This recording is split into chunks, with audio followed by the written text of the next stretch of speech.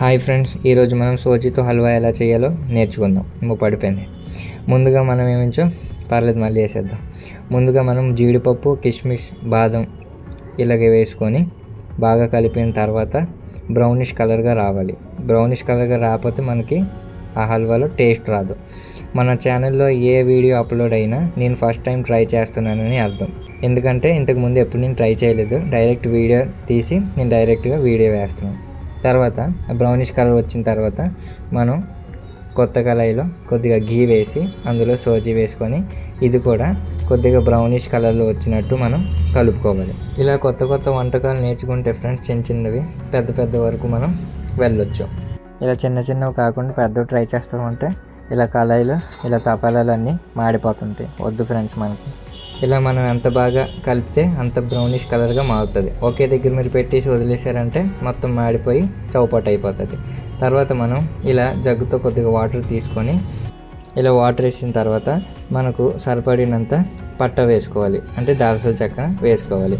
తర్వాత మనం సరిపడినంత పంచదార కూడా వేసుకోవాలి. స్వీట్ ఎక్కువైనా మనం హల్వా తినలేము. కొంతమంది షుగర్ పేషెంట్స్ ఉంటారు, వాళ్ళు వదిలేసి వెళ్ళిపోయారంటే హల్వా అలాగ ఉండిపోతుంది. పంచదార కరిగే వరకు ఫ్రెండ్స్ మనం ఇందులోని అలా కలుపుతూ ఉండాలి. తర్వాత ఫుడ్ కలర్ ఉంటే ఫుడ్ కలర్ వేసుకోవచ్చు. తర్వాత మీ దగ్గర ఒకవేళ సాఫ్రాన్ ఉన్నా మీరు వేసుకోవచ్చు. కొద్దిగా కలర్ లైట్గా వస్తుంది. ఫుడ్ కలర్ అయితే బాగుంటుంది.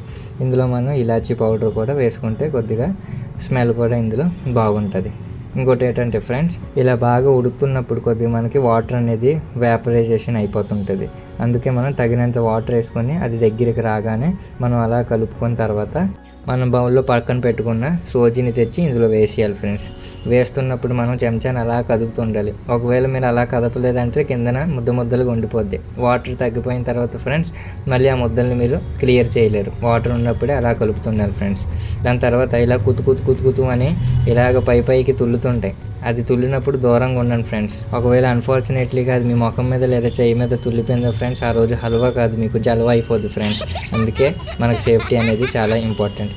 ఇలాగ మనం అందంగా కనిపిస్తున్న జీడిపప్పు, బాదం, కిస్మిస్ అనేది మనం ఇందులో కలిపేస్తే బాగా చూడండి ఎంతగా అందంగా కనిపిస్తుందో.